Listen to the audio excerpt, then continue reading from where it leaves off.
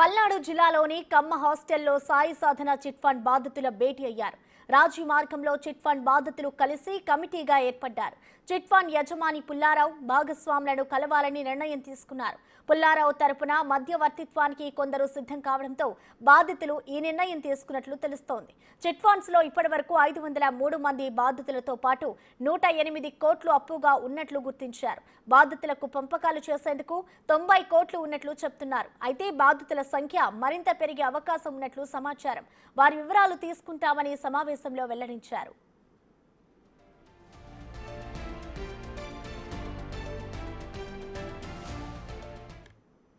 ఇక ఈ మీటింగ్ కి సంబంధించిన పూర్తి సమాచారాన్ని మా ప్రతినిధి సాయి శంకర్ అందిస్తారు. సాయి శంకర్, ఏదైతే చిట్ ఫండ్ కి సంబంధించి బాధితులకి సంబంధించిన మీటింగ్ అయితే ఇటు నిర్వహిస్తుంది కదా, దీనికి సంబంధించి బాధితులకి ఇప్పుడు ఏం చెప్పారు? సమావేశం ఉద్దేశం ఏంటి సాయి శంకర్?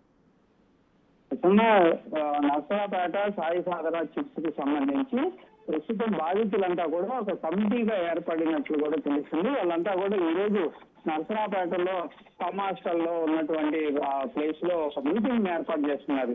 ప్రస్తుతానికి ఉన్నటువంటి పరిస్థితుల్లో ప్రతి ఒక్కరు డబ్బులు తిరిగి రావాలంటే ఏ విధంగా చర్యలు తీసుకుంటే బాగుంటుందనే దానిపైన కూడా చర్చించినట్టు తెలుస్తుంది. మొత్తం 108 కోట్లకు సంబంధించినటువంటి అంచనాలు అయితే వాళ్ళు వేస్తున్నట్టు కూడా ప్రస్తుతానికైతే వాళ్ళు అంచనా వేశారు. అయితే మిగిలినటువంటి బాధితులకు సంబంధించినటువంటి అంశంలో కూడా కొంత ఆలోచన చేస్తున్నారు. అంటే ఇప్పటి వరకు అనేక మంది బయటకు రావడం జరిగింది.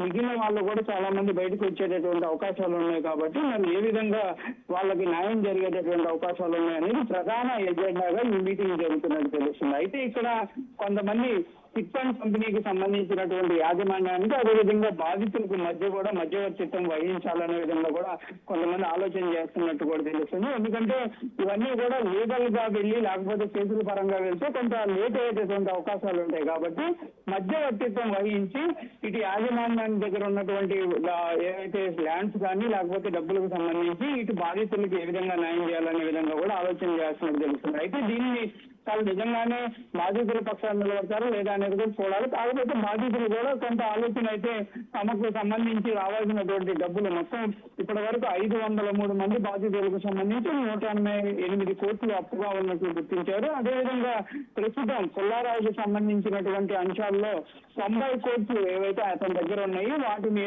ఏ రేషియోలో పంచితే బాగుంటుందనే ఒక ఆలోచన కూడా చేస్తున్నట్టు తెలుస్తుంది. మొత్తంగా మరి ఈ లీగల్ డిస్ప్యూట్స్ కానీ రానున్న రోజుల్లో వచ్చేటటువంటి బాధితులకు మళ్ళీ న్యాయం చేయాలంటే ఏ విధంగా చేయాలి, ప్రస్తుతానికి ఉన్న వాళ్ళకి న్యాయం చేస్తే మరి రానున్న రోజుల్లో వచ్చే వాళ్ళకి ఏ విధంగా డబ్బులు అడ్జస్ట్ చేయాల్సినటువంటి అంశాలు ఉంటాయి. ఇలాంటి కొన్ని అనేక రకాల ఇబ్బందులు లేకుండా కూడా ప్రస్తుతానికి అయితే మీటింగ్ కొనసాగుతుంది. మరి దానిపైన ఎలాంటి క్లారిటీ తీసుకుంటారు, నిజంగానే మధ్యవర్తుల ద్వారానే దీన్ని పరిష్కారం చేసుకుంటారా లేకపోతే బాధితులంతా కూడా లీగల్ గా ముందుకు వెళ్ళేటటువంటి ఆలోచన చేస్తారనేది కూడా చూడాలి. Thank you Sai Shankar.